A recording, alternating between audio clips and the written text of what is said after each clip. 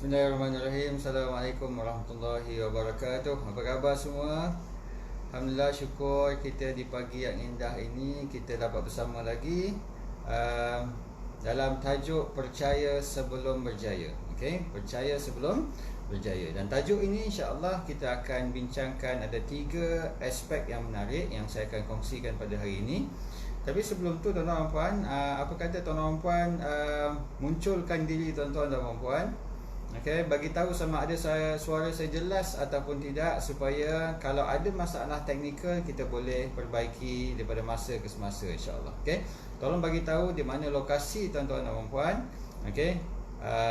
Kita sangat syukur pada 27 Ramadan ini, kalau di sini di tempat saya ini sangat tenang, sangat indah.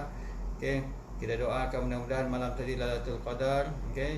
Dan hari ini insya-Allah okey kita tingkatkan lagi amalan kita, bukan sekadar dengan ibadah khusus tapi ibadah umum seperti menuntut ilmu pada hari ini. Okey.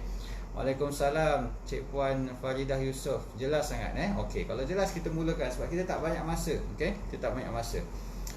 Saya dimaklumkan kita ada sampai pukul 10 suku sahaja. Jadi boleh ke saya mula? Okey, sebelum saya mula tuan-tuan boleh ke share dulu posting ini supaya kalau tuan-tuan puan ada hal tiba-tiba nak panggil ke, jadi nanti tuan-tuan dan puan boleh boleh tengok balik motivasi ini, FB live kita ini, dan tuan-tuan puan akan dapat ikuti sampai ke penghujung rancangan. Dan selain daripada tu kita boleh share kebaikan ini kepada orang lain, dan insya-Allah kita sama-sama berkongsi pahala dan kebaikan ini dengan lebih ramai orang di luar sana insya-Allah. Baik. Alhamdulillah, syukur pada Allah SWT. Hari ini tuan-tuan dan puan, ramai yang bagi salam. Assalamualaikum Ustaz. Untuk maklumat tuan-tuan dan puan, saya bukan Ustaz, saya baru nak start. Kita sama-sama belajar hari ini insya-Allah. Bidang saya sebenarnya adalah Bachelor of Science in Business Administration. My first major in Economics, my second major in Finance. Cuma saya ada belajar tentang sijil pengajian syariah, sijil pengajian usuluddin dan sijil pengajian Al-Quran. Jadi insya-Allah pada hari ini saya akan kongsi sedikit apakah yang dimaksudkan dengan percaya sebelum berjaya. Dan untuk maklumat tuan-tuan dan puan, program kita hari ini adalah kerjasama dengan Masjid Jami' Kuala Lumpur. Masjid Jami' Kuala Lumpur melibatkan anak-anak kita, melibatkan belia kita. Jadi saya mungkin tidak terlalu formal sebab ramai di kalangan mereka ataupun audien pada hari ini adalah di kalangan para remaja. Boleh ke? Kalau boleh tuliskan boleh di situ. Lagi seronok tuan-tuan dan puan bila kita ada komunikasi dua hala. Terima kasih Tuan Zafri Muhammad, guru saya ni, guru penulisan saya. Terima kasih kerana sudi bersama dengan saya pada hari ini. Baik tuan-tuan dan puan, bila sebut pasal percaya sebelum berjaya, insya-Allah pada hari ini saya akan kongsikan 3 perkara penting. Ada berapa perkara penting? 3 perkara penting. Yang pertama tuan-tuan dan puan, yang pertama kita akan kongsikan tentang persamaan orang-orang yang berjaya supaya kita boleh tiru sifat-sifat mereka dan kita pun boleh jadi berjaya macam mereka. Itu yang pertama, persamaan orang-orang yang berjaya. Itu yang pertama. Yang kedua tuan-tuan dan puan, kita akan kongsikan apakah teknik-teknik untuk kita jadi orang berjaya macam mereka. Kita tak nak sekadar bincang, ada ilmu tapi tak tahu macam mana nak apply. Sebab tu kita perlu ada teknik, perlu ada kemahiran insya-Allah. Baik. Dan seterusnya tuan-tuan dan puan, kita juga perlu aware dengan halangan-halangan minda yang banyak membuatkan seseorang itu susah nak berjaya. Jadi halangan minda yang kita pilih hari ini, sebab kita tak sempat nak cerita semua, adalah halangan minda yang dipanggil sebagai 10 second barrier. Boleh Kalau boleh tuan-tuan puan, boleh tuan-tuan puan boleh tekan like, tekan butang love banyak-banyak supaya kita tambah aura positif kita pada hari ini insya-Allah Baik tuan-tuan puan yang saya kasih sekalian, kenapa ramai orang nak berjaya tapi tak ramai orang yang akan berjaya? Perasan tak? Ramai orang berjaya di luar sana, nak berjaya di luar sana, nak jadi kaya, nak jadi pandai, nak menguasai bahasa, nak boleh bercakap depan orang ramai, tapi tak ramai orang akan berjaya. Itu fitrah dia. Sebabnya adalah tuan-tuan dan puan, tak semua orang sanggup menghadapi cabaran-cabaran orang yang berjaya. Baik, itu sebab utamanya. Jadi untuk kita tahu apakah cabaran orang-orang berjaya. Itu yang pertama. Yang kedua sebabnya adalah tak semua orang tahu macam mana cara untuk berjaya. Tak semua orang tahu cara untuk berjaya. Jadi tuan-tuan puan, kena bersedia untuk menghadapi cabaran untuk berjaya. Sebagaimana kalau kita nak sihat, kita tahu kita ada penyakit, kita kena bersedia untuk korbankan tabiat-tabiat yang tak bagus. Contohnya kalau kita ni kencing manis, kita kena kurangkan gula contohnya. Itu benda pertama yang kita kena buat. Dan seterusnya tuan-tuan puan, saya nak bagi tahu bahawa bukan sekadar kita kena keluar daripada masalah tabiat yang tak bagus, kita kena kembali ataupun kena pergi kepada tabiat yang bagus. Dan tabiat yang bagus ataupun 3 persamaan orang yang berjaya pada hari ini yang saya nak kongsi adalah, yang pertama, orang berjaya dia ada impian. Apa dia? Yang pertama, orang yang berjaya dia ada impian. Terima kasih tuan-tuan puan, like Facebook live kita pada hari ini. Banyak yang saya tengok ada yang like kat situ. Mudah-mudahan jadi pahala yang berpanjangan. Dapat tuan-tuan puan, sediakan pen, sediakan kertas. Banyak poin yang kita nak share pada hari ini. Jadi kalau tuan-tuan puan, benda pertama yang kita nak kena pastikan untuk berjaya adalah kita kena ada impian. Sebab orang yang tak ada impian adalah orang yang sudah mati sebelum mati. Saya selalu sebut dalam seminar tu. Orang yang tak ada impian adalah orang yang sudah mati sebelum mati. Sebab apa? Sebab tuan-tuan yang menggerakkan manusia ni bukan fizikal dia, tapi sebenarnya yang menggerakkan manusia ni adalah hati dia, jiwa dia. Dan asas ataupun dia punya kekuatan jiwa yang sebenar terletak pada impian ataupun niat. Innamal a'malu bin niat. Itu adalah hadis pertama dalam matan arba'in. Hadis 40 tu tuan-tuan puan. Bayangkan beratus ribu hadis, Imam Nawawi kumpulkan 40 lebih saja, dan nombor satu yang Imam Nawawi letak apa dia? Innamal a'malu bin niat. Menceritakan pentingnya niat dan impian. Jadi persamaan orang berjaya yang pertama adalah dia ada impian. Baik, yang kedua tuan-tuan puan, apakah persamaan orang yang berjaya? Persamaan orang yang berjaya yang kedua adalah dia tulis impian dia. Tuan-tuan puan tengoklah orang-orang yang berjaya di luar sana, majoriti mereka menulis impian. Kenapa saya tahu tuan-tuan puan? Sebab saya buat kajian sehinggalah lahirnya buku Percaya Sebelum Berjaya. Jadi ini bukan sekadar FB Live tuan-tuan puan, tapi adalah satu kajian yang telah dibukukan, malah telah dijadikan modul dalam seminar-seminar kita sepanjang hampir 10 tahun ini. Jadi bukan sekadar ada niat, tapi mesti dituliskan, kerana manusia ni tuan-tuan puan memang diciptakan mudah lupa. Betul? Manusia mudah lupa. Bukan Melayu je mudah lupa. Hatta nama manusia itu pun diambil daripada perkataan nasia. Apa maksud nasia? Nasia maksudnya lupa. Jadi manusia maksudnya apa? Mak serigala pelupa. Itu yang kita kena faham tu. Jadi untuk mengelakkan kita lupa tentang niat dan impian kita, tulis impian kita tuan-tuan puan. Contohnya kalau tuan-tuan puan nak menang dalam pertandingan Dewan Bahasa dan Pustaka contohnya kan. Saya tengok ada banyak peraduan yang dianjurkan, tahniah Dewan Bahasa dan Pustaka. Ataupun tuan-tuan puan nak sambung belajar, kena tulis. Dan kena tampalkan sepatutnya. Itu panjang cerita nanti. Itu ada dalam modul luar dream board kita. Tapi nak ceritanya mesti ditulis. Kalau boleh lagi cantik, mesti digambarkan ataupun dilukis supaya benda tu masuk dalam jiwa kita. Kerana jiwa itulah yang akan bantu kita untuk mencapai impian dan juga kejayaan. Dapat Kalau dapat, tuliskan dapat di ruangan komen. Terima kasih kerana like, terima kasih kerana love. Saya seronok sangat hari ini, audience semuanya positif, semuanya bersemangat. Baik. Tuan-tuan puan, persamaan orang berjaya yang ketiga adalah orang berjaya dia selalu membayangkan yang dia sudah pun mencapai impian dia. Saya ulang. Tapi dengan bahasa yang lebih mudah. Dia selalu visualize, dia sudah pun mencapai impian dia. Ini rahsia mahal dia tuan-tuan puan. Ini rahsia mahal dia. Kenapa nak visualize? Sebab tuan-tuan puan, kadang-kadang kita ada impian, tapi impian itu tak masuk dalam jiwa. Kadang-kadang kita ada impian, tapi jauh di sudut hati kita tak percaya. Dan apa yang kita percaya itu akan menjadi kenyataan kerana Allah bertindak menurut sangkaan hamba-hambanya. Betul? Pernah dengar hadis ni kan? Okey. Ini adalah hadis qudsi. Bila sebut hadis qudsi, maknanya bukan kata Nabi tapi kata Allah Subhanahu Wa Taala. Okey, riwayat Bukhari dan Muslim. Okey, taraf dia sahih. Apa kata Allah Subhanahu Wa Taala? Aku bertindak menurut sangkaan hamba-Ku kepadaku.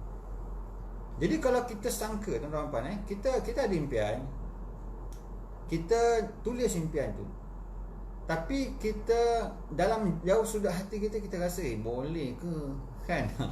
Dia kalau negatif ni dia sengau sikit, boleh ke, kan? Dia sendiri rasa keraguan. Dan tuan-tuan, dalam ilmu mindas para sedar, okey, saya banyak cerita pasal ilmu mindas para sedar dalam buku Percaya Sebelum Berjaya saya ni. Okey, sebab 80%, kalau ikut kajian terkini, 88% pada minda manusia, kekuatan manusia, minda manusia terletak pada mindas para sedar, bukan mindas sedar. Okey, nak cerita tuan-tuan, okey, mindas para sedar kita sebenarnya bila ada keraguan, itu juga sebenarnya adalah sebuah keyakinan. Okey, saya ulang. Okey, keraguan juga adalah sebuah keyakinan. Keyakinan apa? Keyakinan sebaliknya, bahawa saya yakin bahawa saya tak boleh berjaya.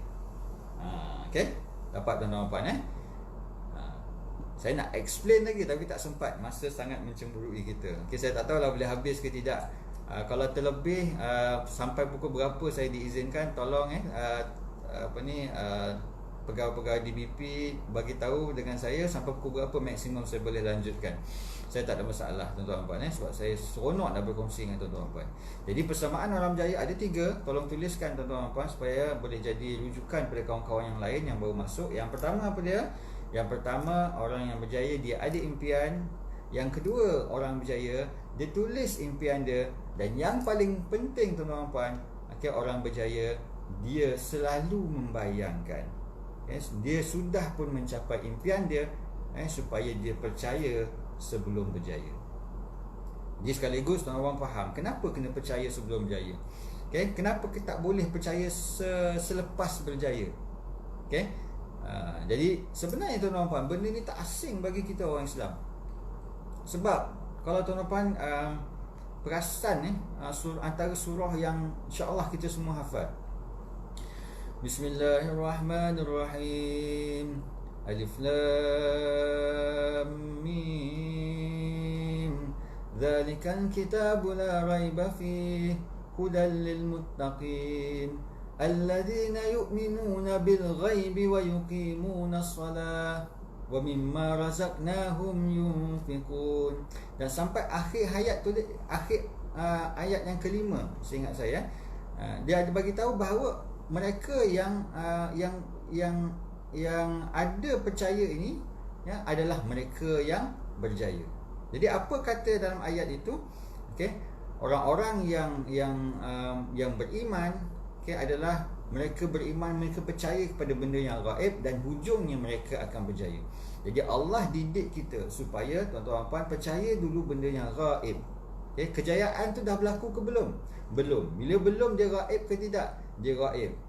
Bila dia gaib, maksudnya tuan-tuan, dia belum berlaku, dia belum berjaya lagi. Sebab tu kita kena percaya sebelum berjaya.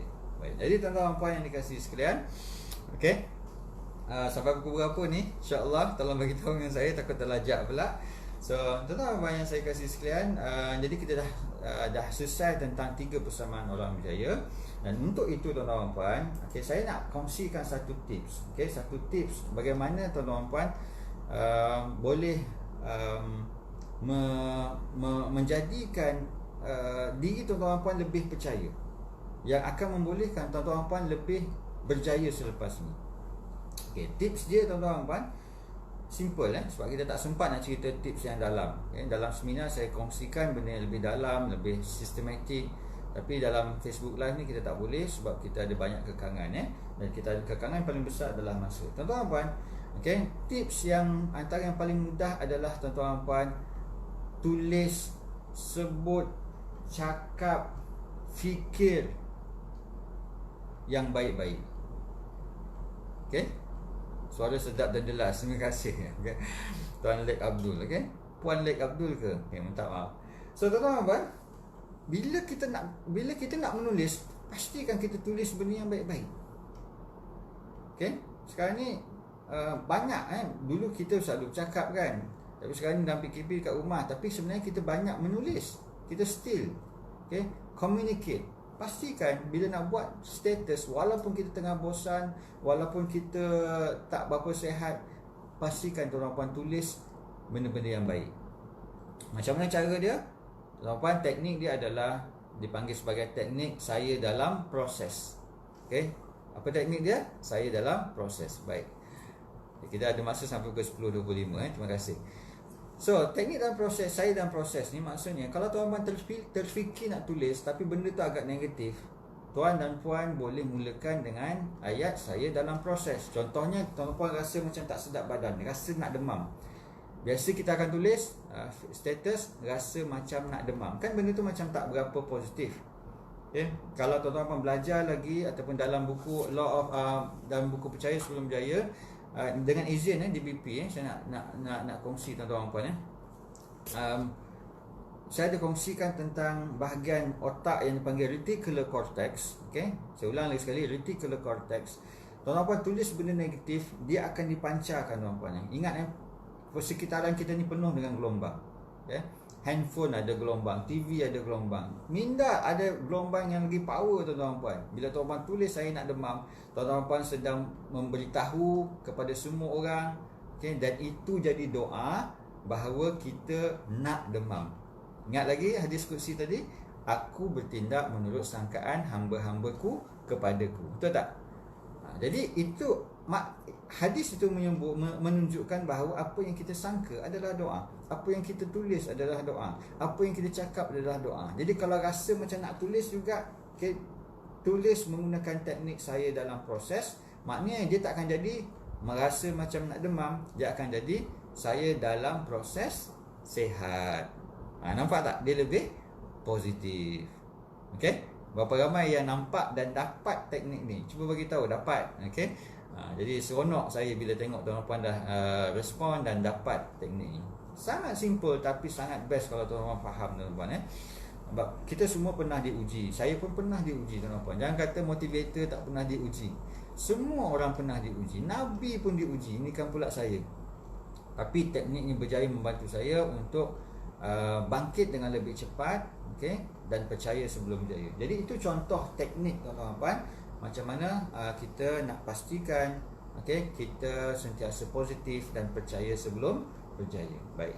Ada lagi satu teknik tapi saya tak sempat nak kongsi tuan-tuan. Kita akan pergi kepada bahagian yang ketiga, iaitu setelah tuan-tuan, setelah kita tahu tekniknya, kita pastikan kita amalkan. Ingat, ilmu tanpa amal ibarat pokok tak ada buah, dia tidak akan memberikan kesan dan hasil. Maka tuan-tuan kena juga tahu halangan-halangan minda supaya tuan-tuan boleh elakkan tuan-tuan jadi daripada keraguan dan tidak percaya kepada diri sendiri. Okey, baik. Jadi tuan-tuan, macam mana nak elakkan? Saya kongsi satu kisah tuan-tuan. Saya kongsi satu kisah.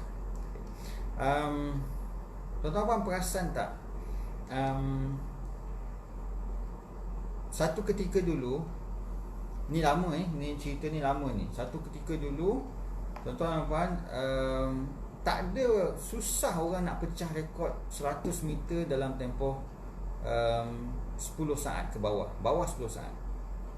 Dan ketika itu tuan-tuan, ketika itu manusia seluruh dunia merasakan bahawa mustahil manusia biasa akan pecahkan rekod 100 meter bawah 10 saat. Tiba-tiba muncul seorang yang pecahkan rekod bawah 10 saat. Siapa nama dia? Tuan-tuan, ini lebih lama lagi daripada Lewis dan sebagainya kan. Ini nama dia adalah Jim Hines, Jimhines, Jim Hines. Jim Hines telah memecahkan rekod pada Sukan Olimpik, seingat saya, di Mexico. Dan bila dia pecahkan rekod tuan-tuan, baru manusia ni terbuka fikiran dia Dan dia kata, oh rupanya boleh kita pecahkan rekod bawah 10 saat. Sebenarnya tak mustahil. Dan menariknya tuan-tuan, amazingly, lepas itu, okey, satu persatu rekod bawah 10 saat itu dicatat. Okey, antaranya adalah Linford Christie pada tahun 1988, okey, dengan catatan 9.97 saat. Okey, kemudian Burrell pada tahun selepas 89, okey, dengan catatan 9.94 saat. Kemudian pada 1991, okey, Frankie Fredericks, okay, dengan catatan 9.95 saat. Padahal dulu orang rasa macam mustahil, tuan-tuan puan. Dan kemudian Michael Marsh pada tahun 1992 dengan catatan 9.93 saat. Okay, dan yang terkini ataupun rekod sekarang dipegang oleh siapa? Okay, Usain Bolt dengan catatan memang orang tak sangka 9.6 lebih ke 9.58. Jadi apa yang kita belajar, tuan-tuan puan? Okay, apa yang kita belajar adalah, tuan-tuan puan, okay, kita kena percaya dulu baru kita boleh berjaya. Okay, ramai orang ketika sebelum Jim Hines memecahkan rekod itu tidak dapat pecahkan rekod sebab mereka ada halangan minda yang dipanggil sebagai 10 second barrier. Okay, cuba sebut bersama, 10 second barrier. Jadi bila ada barrier dalam fikiran kita, maka susah kita nak berubah. Jadi begitulah, tuan-tuan dan puan. Okay, bila ada halangan, bila ada alasan dalam minda dan hati kita selepas tengok live ni, susah kita nak berubah. Okay, kalau kita ada halangan, contohnya kan tak payah cerita benda-benda yang besar, tuan-tuan dan puan. Contohnya ada orang yang impian dia adalah nak hidup lebih tenang, okay, nak ada lebih banyak masa dengan family. Okay, kadang-kadang dah duduk dengan family dekat rumah tapi tak banyak masa juga, kelang kabut uruskan anak-anak. Okay, tuan-tuan kena percaya dulu bahawa kita boleh uruskan anak-anak dengan ilmu yang betul. Okay, insya-Allah kena percaya dulu. Kalau tak jumpa juga cara dia, cari cara dia. Okay, cari jalan dia. Kalau tak jumpa juga jalan dia, cari guru dia. Okay, tapi poin dia adalah, tuan-tuan puan, okay, orang biasa-biasa dia percaya selepas berjaya, tapi orang yang luar biasa dia percaya sebelum berjaya. Jadi tuan-tuan puan, okay, pastikan tuan-tuan puan dapat poin-poin penting itu. Okay, masa sangat mencemburui kita. Kita ada lebih kurang dalam 2 minit sahaja lagi. Saya doakan tuan-tuan dan puan-puan berjaya dunia akhirat, insya-Allah, dengan satu kesedaran ataupun ilmu yang kita share pada hari ini. Bukan ilmu saya pun, ilmu Allah SWT. Pastikan tuan-puan tekan butang share, okay, Facebook live ini, supaya tuan-tuan dan puan, lebih ramai orang di luar sana dia boleh berjaya, lebih baik kehidupan dia dengan ilmu yang dipanggil sebagai percaya sebelum berjaya. Okay, dengan izin tuan-tuan puan, dengan izin DBP ingin saya kongsikan hari ini. Okay, kalau tuan-tuan puan nak tahu lebih lanjut lagi tentang percaya sebelum berjaya, insya-Allah tuan-tuan puan boleh layari www.zuhairinopia.net. Okay, insya-Allah kita keep in touch. Okay, ataupun Facebook saya, tuan-tuan puan, nanti saya akan tuliskan kat ruangan komen. Okay, insya-Allah Facebook saya Zuhairi Nopiah, dia ada 2 okay, Zuhairi Nopiah, Facebook personal, saya lebih aktif dekat situ. Okay, dengan pakaian ataupun kod baju biru tu, insya-Allah kita share sama-sama, tuan-tuan puan, dan insya-Allah kita berjaya sama-sama. Ingat, tuan-tuan puan, okay, ilmu pergi kepada mereka yang ingin tahu, hasil pergi kepada mereka yang bertindak. Saya sayang semua kerana Allah. Assalamualaikum warahmatullahi wabarakatuh. Terima kasih DBP dan tuan-tuan dan puan. Terima kasih.